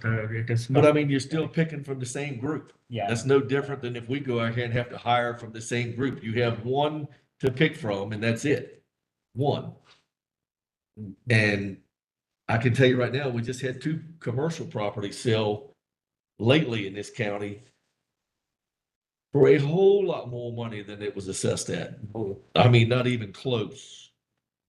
Well, assessments are never, I mean, that's not, it's not normal that assessments equal sale prices on a future basis. So that, yeah. Are they supposed to be over 70% of it? They're supposed to be 100 as of what, Or 95? what he says, but that was the state tax man, Mr. C, I think his name was, C. But I mean, you never get No, and that's to on 100%. an average basis too. It's, Can't pick and choose properties like that. I'm not picking and choosing. I'm just talking about 2 that was just sold Right. in That's the last 6 months. It's not, I didn't pick anything. I know, but it's an but what you're comparing to is averages, not individual properties. Not each individual property is supposed to be like that. Well, it depends on the property. I mean, if you got one piece on 360 that's down a hill and it's terrainy and swampy, and you got another piece on 360 side by side that's nice and flat, one of them's worth more than the other. Yeah. So it's still based on the property.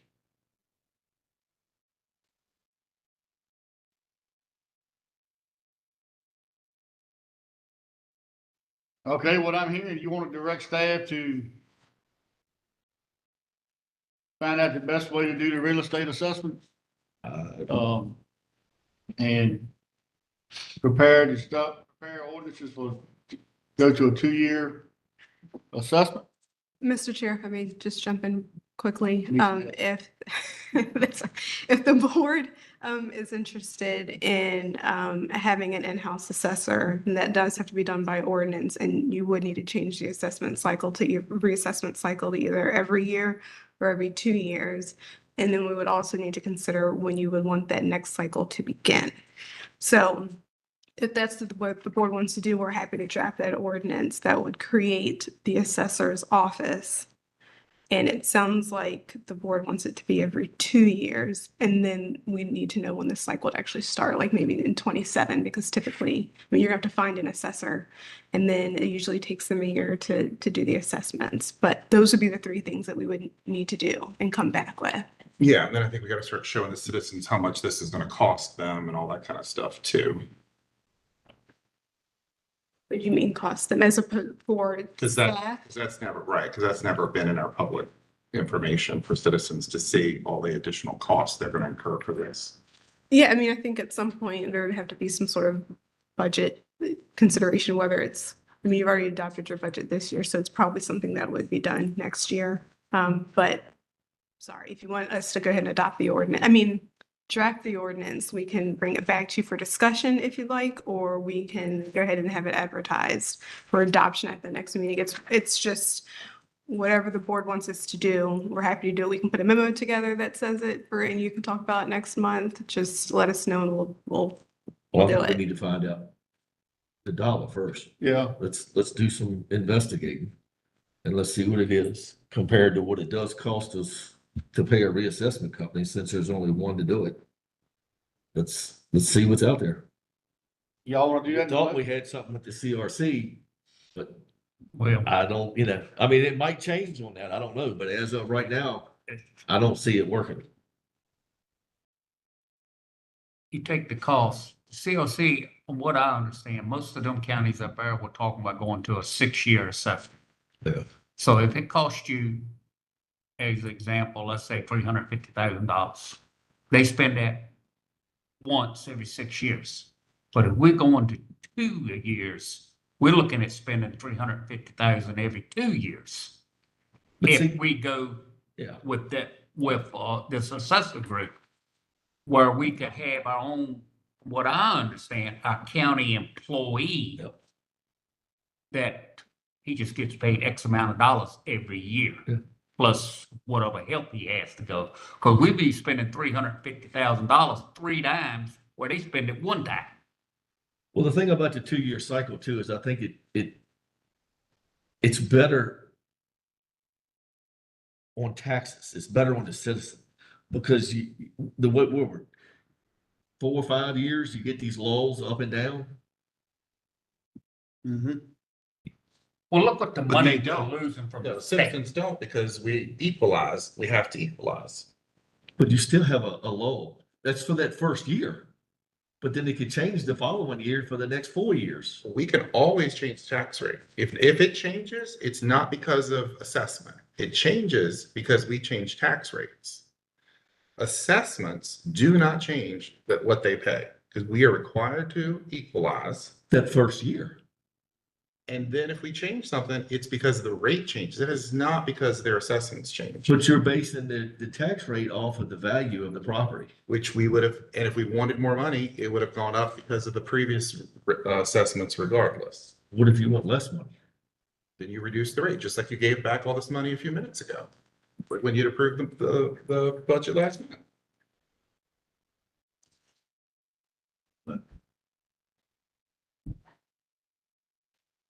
If what you're saying is true, we're breaking the law.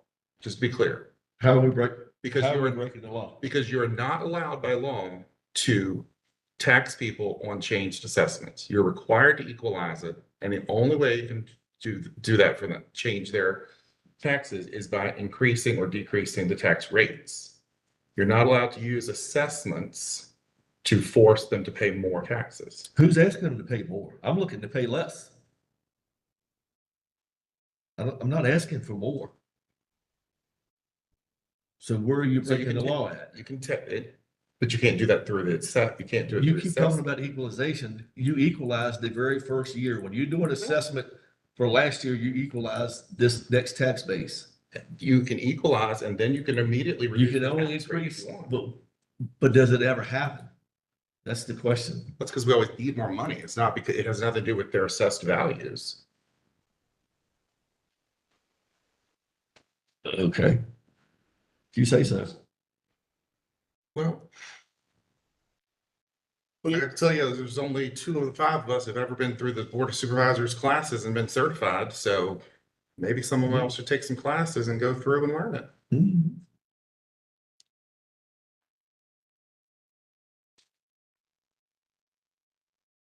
So what I'm hearing, we need to explore some reassessment options with a priority on possibly our own assessor. And then the subsequent 2-year, 1 year, whatever we gotta do. So do we want to do we gotta tell staff something. Is that what we want to look into? The cost. Right, the cost in the research, come back with something that tells us what all the details. I mean, I don't think anybody here would agree to just an open, just do it. We don't know what it costs. That's right. You need to know what it costs and look at everything. Let's see what it costs. Is there a benefit or not? So for example, you won't be able to have just one assessor. Because if you're on a 2-year cycle and that assessor quits, you have to have a backup or you'll not meet your assessment cycle. So you're gonna need multiple assessors. So you gotta factor all that into your costs. Well, that's why we're looking. I know, and I said I agree with them. Okay, we're not hiring anybody tomorrow or anything like that. We're just looking at options. There is one company, and this came from the commissioner. She sent the email out that there was one company that did the assessments now, because the other 2 companies were bought in by the conglomerate. Correct? Is that correct? I said yes. Okay, so then we have one company to pick from. Do you usually get a good deal when you have one company to pick from? Go buy a vehicle from one company. Go buy a house from one company and see what you get. You go get what they give you and you go pay what they tell you. We're just looking at options. Let's see what it costs us. A lot of other counties do their own assessments in-house. Let's see what it costs. Investigate it, look at it. All right. I mean, from what I gather, a whole lot of counties is looking at what we are discussing. They gonna have to.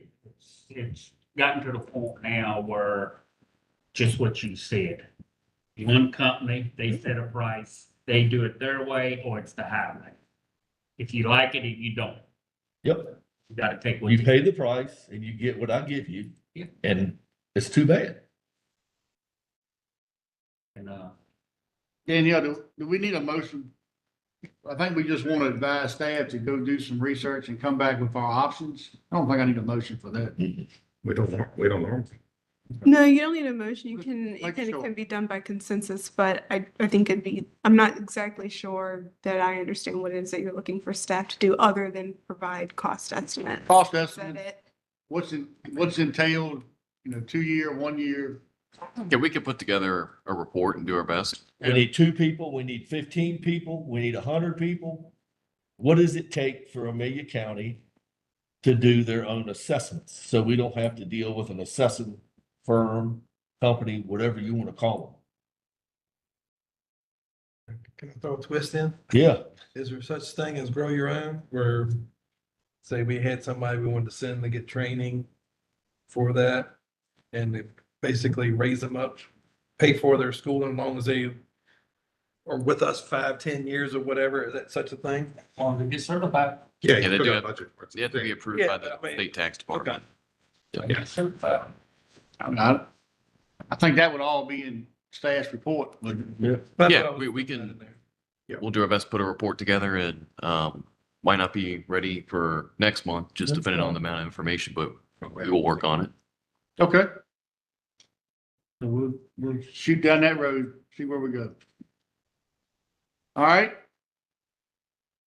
The board and county administration planning session.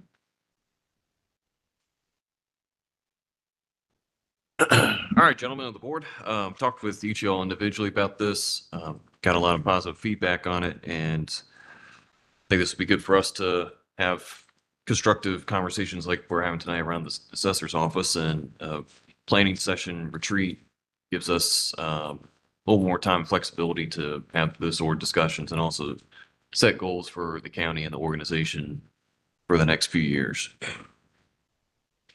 So it's a different environment than, we're in a business meeting tonight where we're trying to get action items done, whereas this provides a little more of a collaborative and brainstorming environment.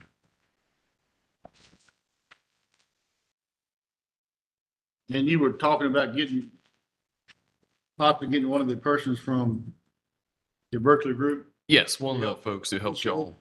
Yes, sir. One of the folks that helped y'all do the executive search, they do retreats as well. And they've had experience in being in my position, participating in a retreat, and also being a facilitator as well, helping other communities throughout the state.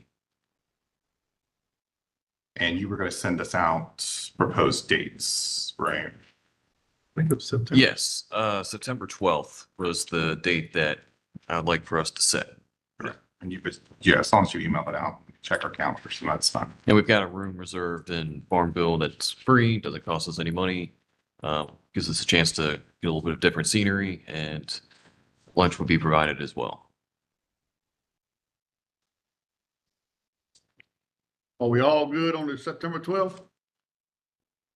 No idea. He told me earlier he was going to email it, and so I didn't remember the date, so we'll have to check later. Okay.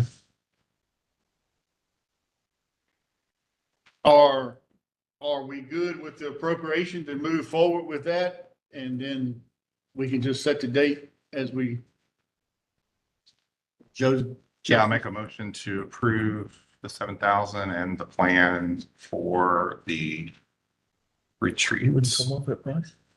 Okay, I asked, they said. with the date to be announced. The 12th may work for you. It's in the plan. You just That's want fine. to. All right, And the money making business. did everybody hear the motion? Motion on the floor to appropriate the 7,000 for this retreat and planning session. Date to be announced. Any more discussion? All in favor, raise your hand. Motion carries. Thank you, gentlemen. All right, let me fill up a little cleanup stuff here. Talked to the EDA. The EDA at their last meeting voted to donate the land to us for the animal shelter officially. So staff is gonna be working on getting all the property transferred and that, so that was very nice of them, very appreciative. And second thing was ball teams. We have two Dixie youth teams that are going to the World Series and possibly a third. They are playing tonight and tomorrow night, and it could be a third team. But I talked to the commissioner today, and I'm gonna read this. The Amelia Coach Pitt's 8U All-Stars won District 4 championship title undefeated. The district tournament started on June 20th in Buckingham. They played Cumberland and Buckingham in their double elimination tournament. They played the state tournament held in Sutherland starting July 4th. Amelia dominated there and also won the double elimination tournament undefeated. The players of this team are Turner Carney, Parker Coward, Mason Ferguson, Roper Hutchison, Caden Jones, Branson Rice, Brentley Rudge, Connor Vaughn, Hunter Wagner, Weston Warren, Easton Wyatt. And their manager is Chris Rice, Hunter Hastings, Michael Coward, and Adam Warren. The Amelia Miners. Hold on. There's another team. The second team is the Dixie Youth having the 6U Coach Pitts tournament. They also went through the tournaments around July 4th. They dominated in Martinsville. Those members are Thomas Barnard, Braden Black, Caden Davis, Bennett Estes, Nolan Lewis, Brantley Noel, Walker Ramsey, Braxton Rice, Ted Smith, Cable Tardif, Jacob Wagner. They are coached by Travis Noel, Brian Wagner, Christopher Tardif, and Ronnie Davis. And I don't have. They'll be going to Lexington, North Carolina, South Carolina for one tournament.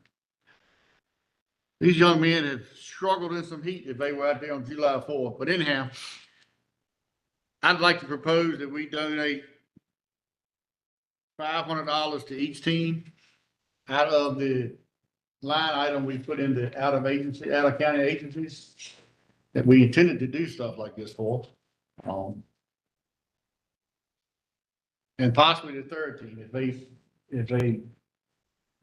if they win tonight. So I'll make a motion.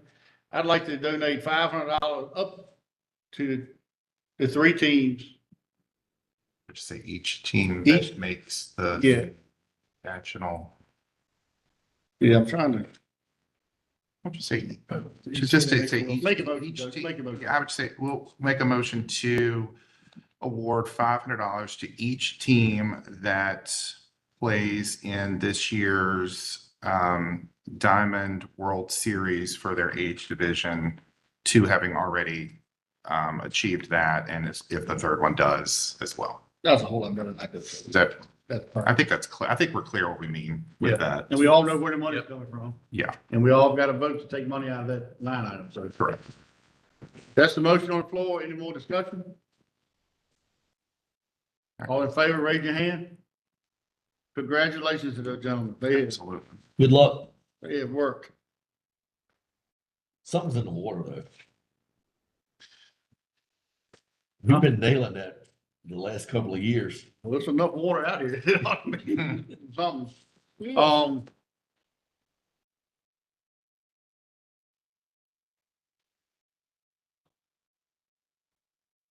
All right, waste management check was 227, 298, 24 cents.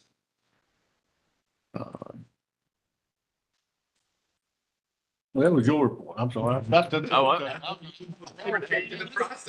Hey, I've been reading all night. Kind of kicked back. you're on a roll. Yeah, you're on a roll. With it. Why stop Come you? on, Dave. No, let it go. I've been reading all night. I figure I keep on. As long as it gets us out of here quicker, right? All right, so just a couple highlights in the report. So we talked about the planning session. Excited about that, share more details. We'll set the date. People probably seen bags over the fire hydrants throughout the village. That's for the water tower that's being cleaned. That should be completed by end of July, maybe a little bit into August, but that seems to be going smoothly so far. And we had a comprehensive plan update, comprehensive plan meeting, community meeting last night. And then I think we have one tomorrow night too, and then one the following Tuesday. So those are the highlights. That's what's going on. Actually, I'm surprised. I don't know if Kent's still here or not, but I didn't get a chance to talk to him today, but I think when we had one of those big storms the last day or two, the EOC got hit by lightning. And at the regional juvenile jail meeting, discussing that with other county administrators, I think another neighboring county had that happen to their EOC as well. So I don't have much more information other than that. Hopefully the equipment's okay, I'm sure. I think Sean was over there helping Kent out. So just want to make you guys aware of that. Other than that, that's all I got. And I'll also add to the CIP project sheet. Staff's working on that currently, and we're going to get that together for you guys. And once that's completed, that'll be a monthly report to include, but we're still putting that together. I liked your major project report listing. I thought that was good. Thank you. Does the board have any questions at this time? That's all I have, Mr. Chairman. Okay. Did everybody see the sheriff's office appropriation for the overtime or event coverage? All right. The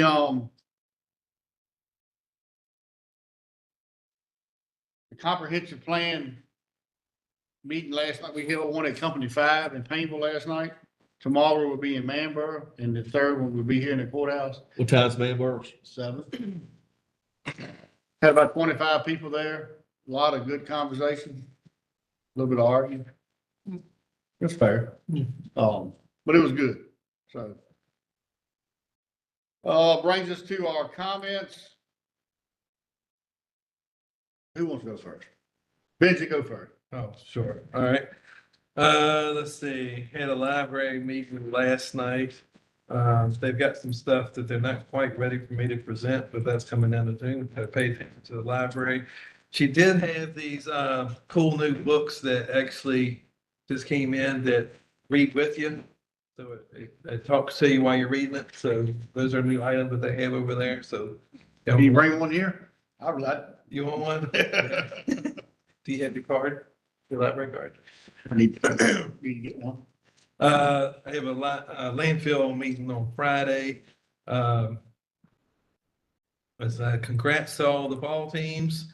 They've done great. Appreciate the rescue and fire. They've been busy with the storms and the searches we've had. So thank you for all that they do. And make sure you got air in your water wings. Might keep raining. You got anything, Joe? I think that you had a lot of good ones. I'll just add thanks to all the county employees in general. Doing a lot of really good work. I think they've supported new county administrator really, really well. Going through a lot of transition over the last nine months or so, and we see, I think, tremendous progress in a lot of different areas of the county. So thanks for all that they do. Okay. Dex? The only thing I've had CRC meeting this morning, and I want to read off this here one item of interest that may benefit the county, is they're planning a regional grant day. They're organizing a grant event to be held at their offices in Keysville. This event will feature guest speakers from the state and federal agencies to provide guidance on environmental and infrastructure related grant opportunities for localities. I think it's something we need to participate in to see. Yeah. Trying to get what we can while we can. And they did comment on meeting in Painville. They said the supervisor up there, they didn't know much about him, but everything else was pretty good. Yeah, they go. I might have to get a shot or two. They didn't say that, but they thought it was a good turnout of people up there. It was, they done a good job. Yeah. Yeah, I was just gonna mention, welcome Mr. McFarlane. He ran in and out so fast, I didn't get a chance to welcome him properly. And, Jody Hall also got sworn in as rep for, District 3 for the library. I won't comment on that. That's the second time he's come and he spoke during public comment.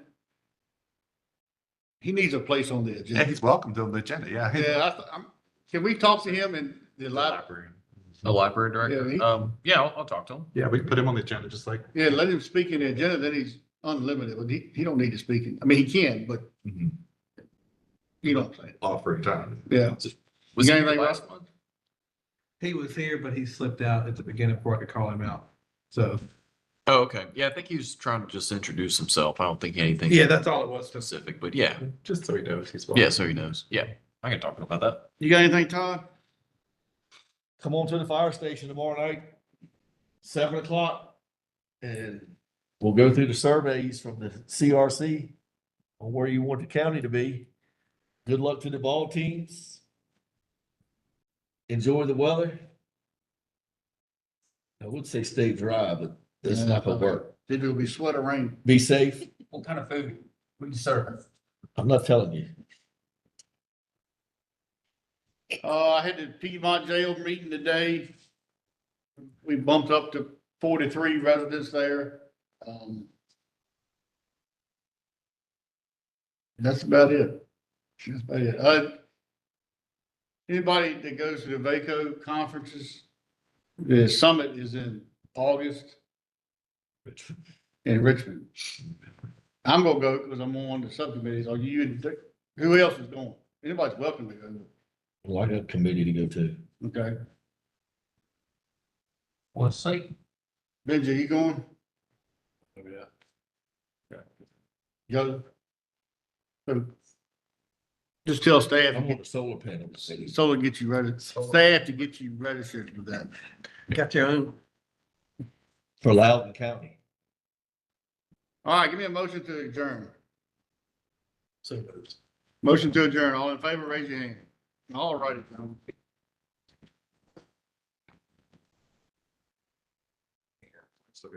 Sure. Get somebody's really Facebook page here. This person might still listening to post from 2020.